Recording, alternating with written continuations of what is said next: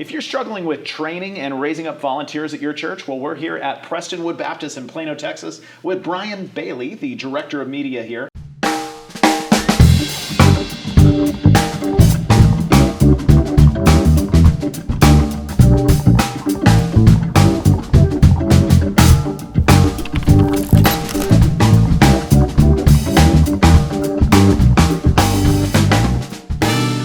I assume you use a lot of volunteers here at Prestonwood. Yeah, we're struggling with it ourselves, as a matter of fact. It's a constant struggle. How many volunteers does it take on any given Sunday to pull off your media and production ministry? At our Plano campus, if it's a full Sunday, we're looking at 25 positions to fill. And out of those, 75% of those or more are volunteers. Yeah.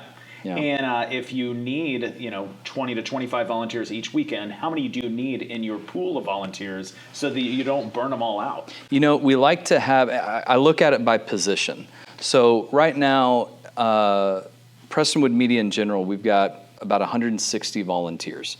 But that is, 60 or so here at Plano, 40 or so at North Campus, another 20 to 30 in our Espanol campus. And sounds like a lot of people, but like you said, when you're using 25 people at once, that thins out pretty quick. Yeah. So I typically like to look at each position and look at the depth in that position.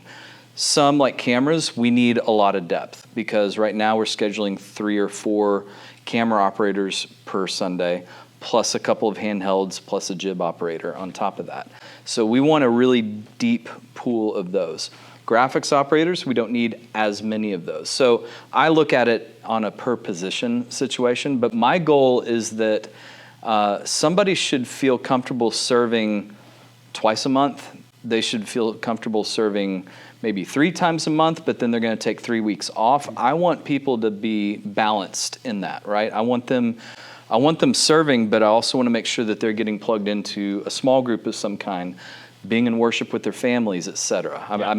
I try and keep people from just being there every single week, even though there's a few of those who are just going to do that no matter what you do. So how do you approach the training of your volunteers? Week 1, where do they start, and what's the process of that for you guys? So one of the things that I think is very important for us to think about, especially in the technical world, most of us who are doing this have done it for a while, and it's easy to forget. If somebody's coming in and they've never touched a camera, they don't know what that is. They don't know how it works. They don't know how to turn it on. They don't know how to operate it. They don't know all of our lingo. So I really like to approach it from a very basic brain standpoint of how do we learn things. So we're going to start off by teaching them, here's the list of things you need to know. This is a camera. Here's some videos about how it works. Here's a list of our glossary of terms so that you can know the words that we're saying and what they mean. And we start there and we build everything on that. So our process is before they do anything, I want them to come to an orientation meeting. I'm sure there's a cooler way to say that, but it's an orientation. Yeah. So what they're going to do here at Plano is they're going to show up on either the first or third Sunday of the month. And we have a conference room downstairs, and for the first service, we sit in there with them and we only talk about why we do what we do. We really don't talk about tech at all. We talk about our mission statement. We talk about our core values. We talk about why Prestonwood has put so much into technology and what that means and how we play a role in getting the word out to the entire world. Yeah. Really, we want to get them excited about the why before we dig into any of the tech stuff. Because some people love tech and that's going to be a no-brainer. Other people are kind of scared of it. But when we can show them how amazing this ministry is and how it serves the church so well, they get really excited about it and they're willing to overcome that. So we have them do an orientation and they come and they sit in the control room and they just listen and they watch and they observe what we're doing. And then we pull them back in and talk to them afterwards and say, all right, what do you think? And some people will say, man, this is not for me. Y'all are crazy. This is scary.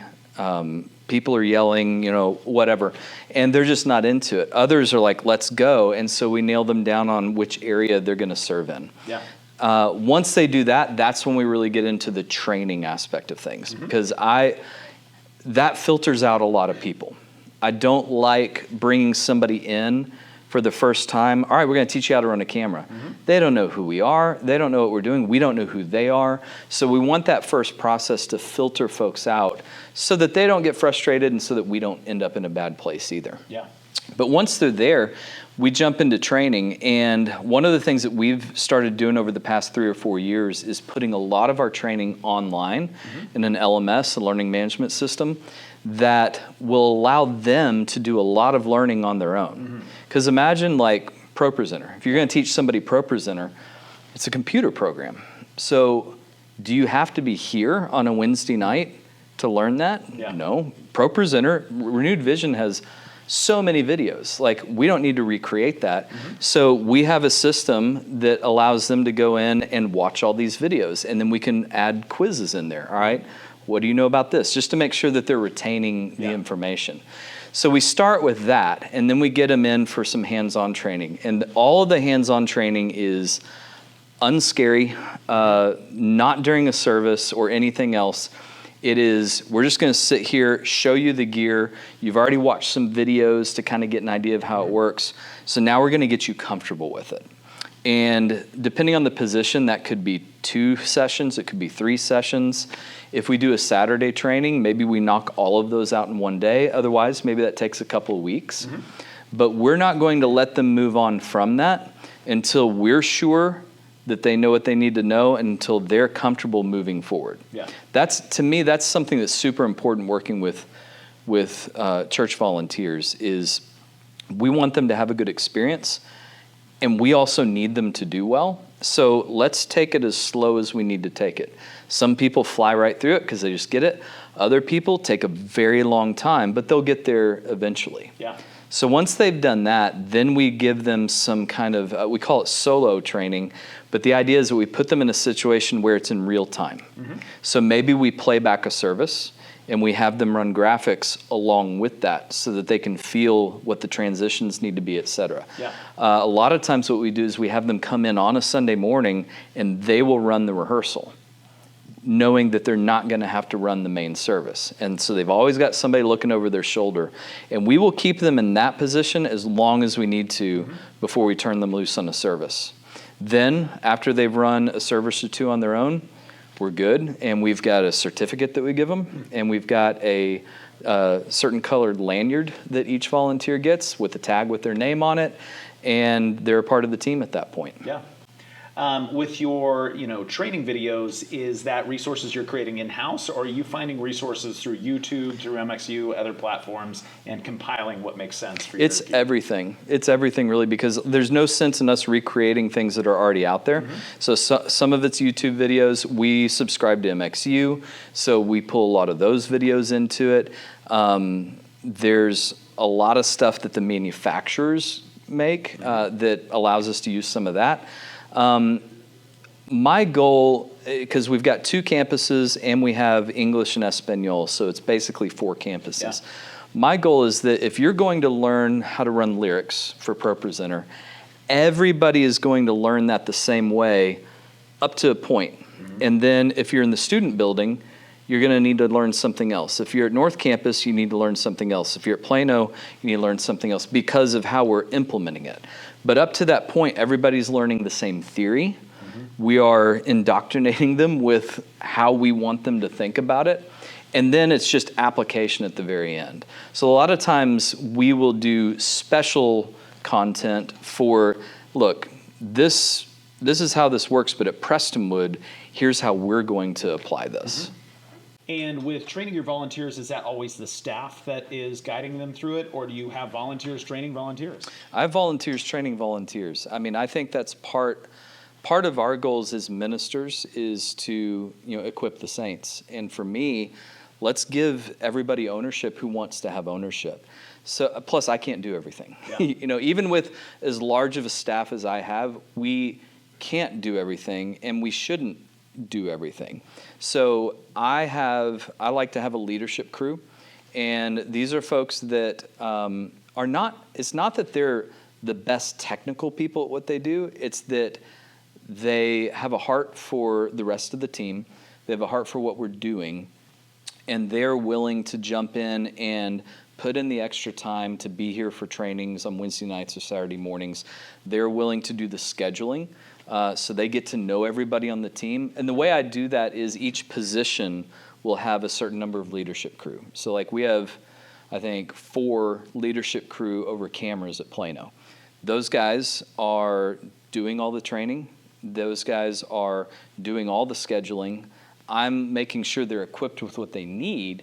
But it's great because this is their ministry, and that's what I tell them. You know, this is not, all right, I'm the paid guy, so I'm going to do everything, and you guys just show up and have a donut and run camera while I yell at you. You know, that's not a really healthy environment to be in. When the volunteers can actually own all of that, it makes everything go more smoothly. Yeah, love it.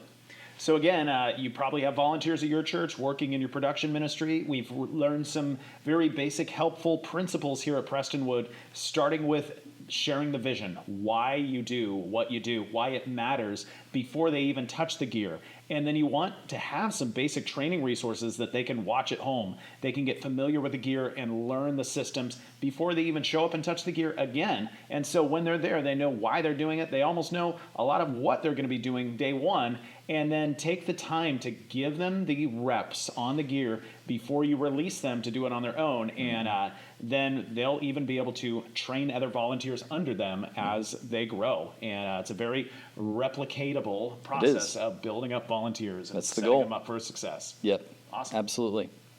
Hey, thanks so much for watching that video. We know how difficult it is to keep Sundays running at your church, and we know a lot of it is about the gear. So we want to give you an exclusive 5% additional off anything, even if we're running a sale. Even if we're running a sale, additional 5% off, grab the code in the video description below.